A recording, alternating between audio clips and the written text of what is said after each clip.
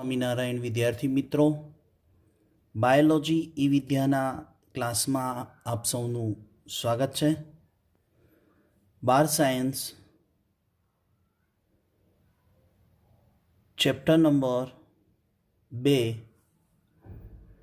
સપુષ્પ વનસ્પતિમાં લિંગી પ્રજનન એનો આપણે અભ્યાસ ચાલુ છે. અગાઉના વિડિયો લેક્ચરની અંદર પુષ્પ એ પ્રજનન અંગ, એના બે નર પ્રજનન અંગ એટલે કે પુકેશર, માદા પ્રજનન અંગ એટલે કે સ્ત્રીકેશર.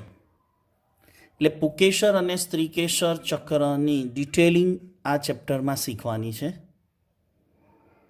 પુકેશર ચક્રની લાસ્ટ વિડીયોમાં ચર્ચા કરી કે પુકેશરના 3 ભાગ હોય: પરાગાશય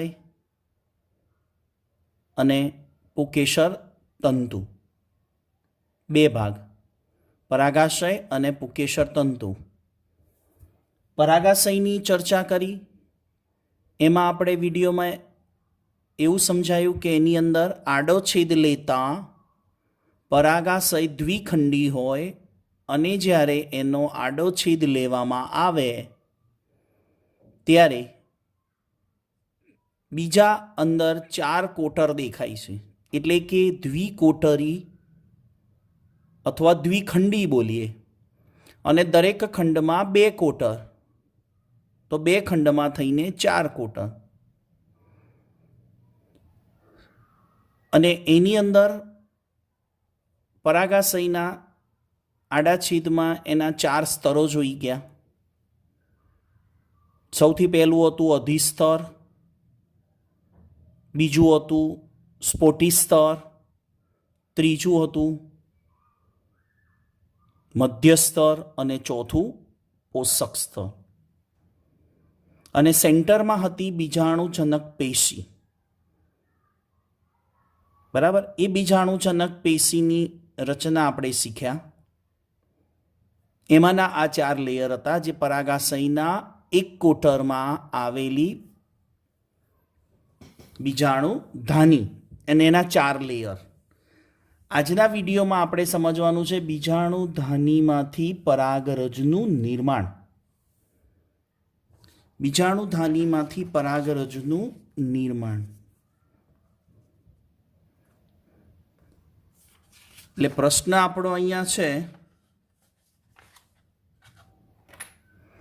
ક્વેશ્ચન એવી રીતે પૂછાય: લઘુ બીજાણુ જનન એટલે શું? અથવા પરાગરજનું નિર્માણ સમજાવો.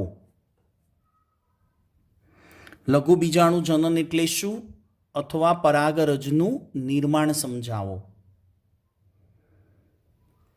હવે આપણે એક આ સમરી છે એને આપણે પછી સમજીએ.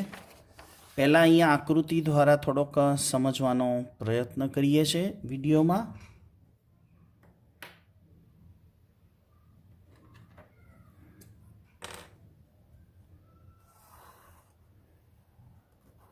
આપણી પાસે પુષ્પનું પરાગાશય છે, એટલે કે પુષ્પનું પુકેશર ચક્ર અને એનું આ પરાગાશય. એ પરાગાશયનો આપણે આડો છેદ લીધો. આ પરાગાશય દ્વિખંડી દેખાય છે, આ એક ખંડ અને આ બીજો ખંડ. હવે જ્યારે એનો આડો છેદ લઈએ છીએ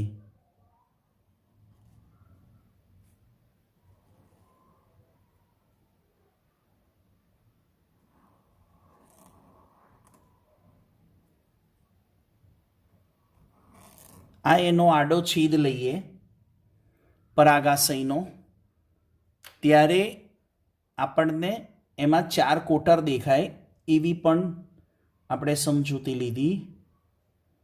એની અંદર એક કોટરમાં એક બીજાણુધાની, તો એક પરાગાશયમાં કેટલી બીજાણુધાની હોય? 4 બીજાણુધાની. હવે એની અંદર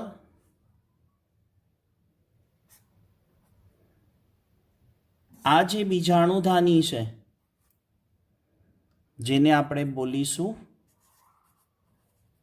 બીજાણુધાની, આ છે પરાગાશયનો આડો છેદ. આ જે બીજાણુધાની આપણે બતાવી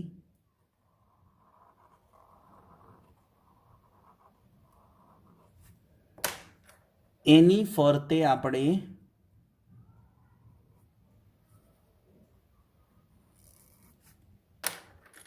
ચાર લેયર શીખ્યા હતા.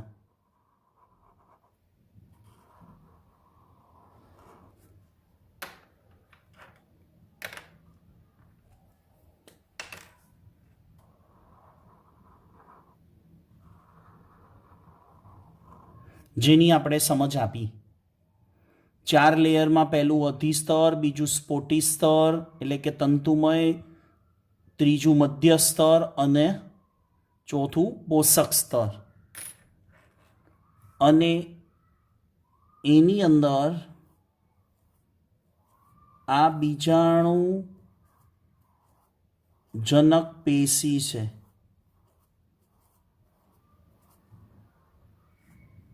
તો આ થઈ બીજાણુધાની અને એની અંદર છે આ બીજાણુજનક પેશી. એટલે પેશી છે એટલે એની અંદર જે કોષો આવેલા હોય એ કોષોને શું બોલાય? લઘુ બીજાણુ માતૃકોષ. યાદ છે ને? એનું અંગ્રેજી નામ પણ કીધું હતું, લઘુ બીજાણુ માતૃકોષ અથવા પરાગ માતૃકોષ કહેવાય. જેને આપણે કીધું હતું પરાગ રસ એટલે પી, માતૃ એટલે મધર અને કોષ એટલે સેલ, જેને આપણે પીએમસી કહીશું. તો આ બીજાણુજનક પેશીમાં આવા ઘણા બધા શું આવેલા હોય? લઘુ બીજાણુ માતૃકોષ, પરાગ માતૃકોષ અથવા પીએમસી કહેવાય. એમાંથી સમજો વિડીયો દ્વારા, એમાંનો આપણે એક કોષ લઈશું. આ એનું કોષ કેન્દ્ર. આને આપણે એક લઘુ બીજાણુ માતૃકોષ કહીશું. શું કહીશું? લઘુ બીજાણુ માતૃકોષ. જે 2n રંગસૂત્રોની સંખ્યા દ્વિકીય હોય. ઉદાહરણ તરીકે તમને કહું તો આપણે ચોખા લઈએ. યાદ કરો, ઉદાહરણ તરીકે આપણે ચોખા લઈશું. આખા ચેપ્ટરની અંદર પુકેસર અને સ્ત્રીકેસરની જે માહિતી લેવાની છે એમાં ઉદાહરણ તરીકે આપણે ચોખાને લઈશું, જેથી આપણને કમ્પ્લીટ ચેપ્ટરમાં ખબર પડે. કોઈ એક વનસ્પતિ પકડીને ચાલીશું તો ચોખાની અંદર આગળના પહેલા ચેપ્ટરની અંદર તમને કોષ્ટક 1.1માં આપણે જન્યુ માતૃકોષ અને રંગસૂત્રોની સંખ્યા સમજાઈ હતી. જન્યુ તો આ લઘુ બીજાણુ માતૃકોષ એ જન્યુ માતૃકોષ કહેવાય. અને એ જન્યુ માતૃકોષમાં તમારે ટેબલ 1.1માં જવાનું. આ જન્યુ માતૃકોષ પણ કહી શકાય આને. અને એમાં રંગસૂત્રોની સંખ્યા 2n હોય, શીખવાડ્યું હતું પહેલા ચેપ્ટરમાં. એટલે ચોખાની અંદર આપણે રંગસૂત્રોની સંખ્યા 24 પકડીને ચાલીએ. 24 છે. એટલે n બરાબર શું થાય 12 અને 2n બરાબર શું થાય 24. તો ચોખાનો છોડ હોય એનું પુષ્પ છે અને એનું આ પુકેસર છે. સમજણ પડે છે? એનું આ પુકેસર છે. હવે એમાં પુકેસરની અંદર જે લઘુબીજાણુ માતૃકોષ છે આપણે એક જ લીધો છે અને એની અંદર રંગસૂત્રની સંખ્યા 2n એટલે કે 24 હોય. આવા તો ઘણા બધા લઘુબીજાણુ માતૃકોષ અંદર છે. તો લઘુબીજાણુ માતૃકોષ ધરાવતા ઘણા બધા અસંખ્ય એનાથી બને બીજાણુજનક પેશી. ચલો, આ લઘુબીજાણુ માતૃકોષ જે છે, ધ્યાન રાખજો મિત્રો, એનું અર્ધીકરણ થાય.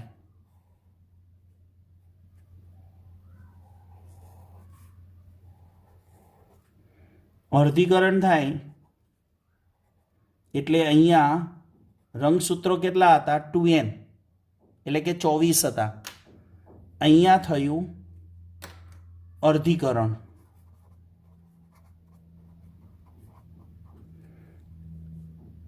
એક જ લઘુબીજાણુ માતૃકોષ છે, એક જ પીએમસી છે અને એમાં રંગસૂત્રની સંખ્યા 24 એટલે 2n.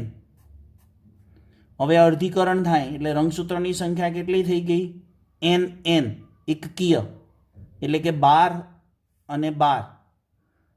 અર્ધીકરણ એનો તબક્કો પહેલો. હવે અર્ધીકરણનો તબક્કો બીજો એ સંભાજન જેવો હોય. એમાં રંગસૂત્રની સંખ્યા અડધી ન થાય, એના જેટલી ને જેટલી જળવાઈ રહે. તો આ અર્ધીકરણનો તબક્કો પહેલો અને આ અર્ધીકરણનો તબક્કો બીજો.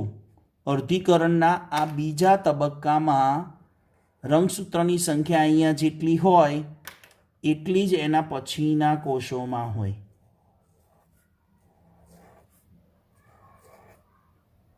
એટલે n n n n. તો બીજા તબક્કાની અંદર અહીંયા રંગસૂત્રની સંખ્યા દેખાય છે, કેટલી થઈ ગઈ? 24. એટલે આ એક સંપૂર્ણ અર્ધીકરણ કહેવાય. સંપૂર્ણ અર્ધીકરણ એટલે કે કોષોની સંખ્યા અડધી થાય, રંગસૂત્રોની સંખ્યા અડધી થાય અને 4 કોષો બને. તો જે આપણો આ પીએમસી સેલ છે, એનું આવું અર્ધીકરણ કમ્પ્લીટ થાય ત્યારે શું બનશે?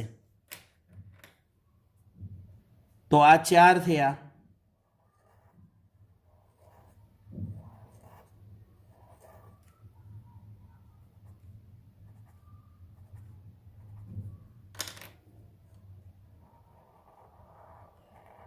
આ એક પીએમસીમાંથી, એક લઘુબીજાણુ માતૃકોષમાંથી, આને કહેવાય એક પરાગ માતૃકોષ એવું પણ બોલાય ને.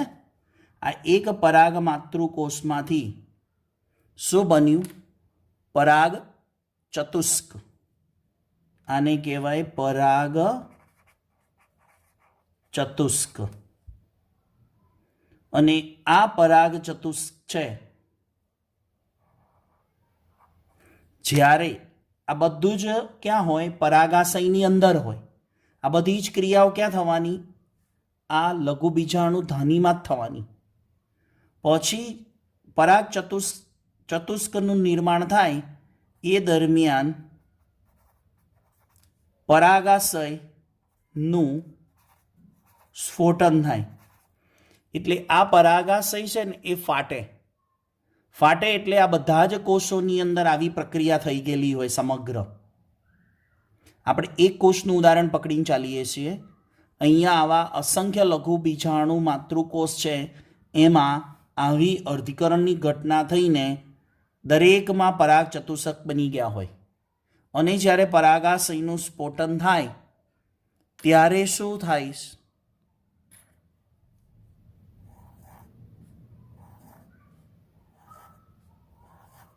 આ જે ઉત્પન્ન થયા એને કહેવાય લઘુ બીજાણુઓ અથવા એને કહેવાય પરાગરજ. તો આ એક પીએમસીમાંથી, એક લઘુ બીજાણુ માતૃકોષમાંથી આપણને 4 પરાગરજ મળે. આ યાદ રાખવાનું ફોર નીટ. નીટ માટે યાદ રાખવાનું, એક પરાગ માતૃકોષમાંથી આપણને 4 પરાગરજ મળે, 4 લઘુ બીજાણુઓ મળે. સમજણ પડી ગઈ? જો આવા તમને ઉદાહરણ આપું, અંદર 100 લઘુ બીજાણુ માતૃકોષ હોય, ફોર એક્ઝામ્પલ 100 લઘુ બીજાણુ માતૃકોષ હોય તો અહીંયા કેટલી પરાગરજ મળશે? કોમેન્ટ બોક્સમાં જવાબ લખવાનો. ફોર એક્ઝામ્પલ આ એક લઘુ બીજાણુ ધાની છે, એક જ લઘુ બીજાણુ ધાનીમાં 100 લઘુ બીજાણુ માતૃકોષ હોય તો કેટલા? અને એક પરાગાશયમાં કેટલી લઘુ બીજાણુ ધાની છે? 4. તો દરેકની અંદર એક લઘુ બીજાણુ ધાનીમાં 100 પરાગ માતૃકોષો હોય તો 4માં કેટલા પરાગ માતૃકોષ થાય? 400. અને આ પરાગાશયનું સ્ફોટન થાય ત્યારે કેટલી પરાગરજ મુક્ત થાય? તો કોમેન્ટ બોક્સમાં 2 જવાબ લખવાના છે મિત્રો. કેવી રીતે લખશો? કે એક લઘુ બીજાણુ ધાની, ઓકે, એમાંથી તમારે અહીંયા મેં કીધા 100 તો લખવાના 100, પછી એરો મારીને પરાગરજ લખજો, અને અહીંયા 400 એમાંથી પરાગરજ લખજો. તો કોમેન્ટ બોક્સમાં જવાબ આપજો. આની સમરી જોઈ લઈએ વિડીયો દ્વારા. આશા રાખું છું તમને આમાં કમ્પ્લીટલી ખબર પડી ગઈ હશે કેવી રીતે પરાગરજ મુક્ત થાય છે. એની વાત ચાલે છે આપણે. પરાગરજની મુક્તિ, પરાગરજ મુક્ત થવું એ જ લઘુ બીજાણુ જનન કહેવાય. જો એની સમરી જે લખાણ છે ને એને આવી રીતે સમજી શકાય. લઘુ બીજાણુ જનનની વ્યાખ્યા શું અપાશે? લઘુ બીજાણુ માતૃકોષમાંથી અર્ધીકરણ દ્વારા લઘુ બીજાણુઓ નિર્માણ થવાની ક્રિયાને લઘુ બીજાણુ જનન કહે. લઘુ બીજાણુ જનન એટલે લઘુ બીજાણુ માતૃકોષમાંથી અર્ધીકરણ દ્વારા લઘુ બીજાણુનું નિર્માણ થવું, એટલે કે પરાગરજનું નિર્માણ થવું, એની ક્રિયાને લઘુ બીજાણુ જનન કહે છે. હવે જો જે સમજાયું એ પ્રમાણે પ્રત્યેક લઘુ બીજાણુ ધાની, સમજાયું ને, એની અંદર બીજાણુજનક પેશી હોય અને એ બીજાણુજનક પેશીમાં ઘણા બધા લઘુ બીજાણુ માતૃકોષ હોય. એમાંનો પ્રત્યેક લઘુ બીજાણુ માતૃકોષ જે અહીંયા દેખાય છે એક જ લઘુ બીજાણુ માતૃકોષ બતાવ્યો છે, જેમાં રંગસૂત્રની સંખ્યા 2n હોય અને એનું અર્ધીકરણ થાય. અર્ધીકરણ થઈ અને હમણાં વાત કરીએ એ પ્રમાણે પરાગ ચતુષ્ક બને, એટલે કે લઘુ બીજાણુ ચતુષ્ક બને અથવા એને પરાગ ચતુષ્ક કહેવાય. પછી કોનું સ્ફોટન થાય? પરાગાશયનું સ્ફોટન થાય. ત્યારે અંદરથી પરાગરજ એટલે કે લઘુ બીજાણુઓ મુક્ત થાય. અને આ જે પરાગરજ એટલે કે લઘુ બીજાણુઓ જે મુક્ત થાય એ હંમેશા કેવા હોય? એકકીય, કે જેમાં રંગસૂત્રની સંખ્યા કેવી હોય? n હોય. એટલે અહીંયા લખ્યું છે કે પુકેસર છે, પુકેસર છે એનું પરાગાશય, તો આ પરાગાશયમાં કમ્પ્લીટ ક્રિયા થાય છે, બરાબર. અને એ પરાગાશયમાં આટલે સુધીનું પરાગ ચતુષ્ક બને, પછી પરાગાશય પરિપક્વ સમય થાય એટલે ફાટે. ફાટે એટલે પરાગ ચતુષ્કમાંથી 4 લઘુ બીજાણુઓ મુક્ત થાય. તો આવા તો ઘણા બધા પરાગ ચતુષ્ક બન્યા હશે, કેમ કે ઘણા બધા પરાગ માતૃકોષ છે. હમણાં ક્વેશ્ચન પૂછ્યો ને એ યાદ કરજો. વિશેષ આપણે એનું ડિસ્કશન અથવા રિવિઝન અથવા તમારી કોઈ ક્વેરી એને આપણે ઝૂમ ઉપર સોલ્વ કરીશું. તો એ પ્રમાણે 4 પરાગરજ એકમાંથી મુક્ત થાય, એક પીએમસીમાંથી. નોંધ, પીએમસી એમએમસી પણ કહેવાય. પીએમસી ફોર પોલેઇન મધર સેલ, અને પરાગરજને માઇક્રોસ્પોર પણ કહેવાય. પરાગરજને માઇક્રોસ્પોર, મધર સેલ એટલે એમએમસી પણ બોલાય.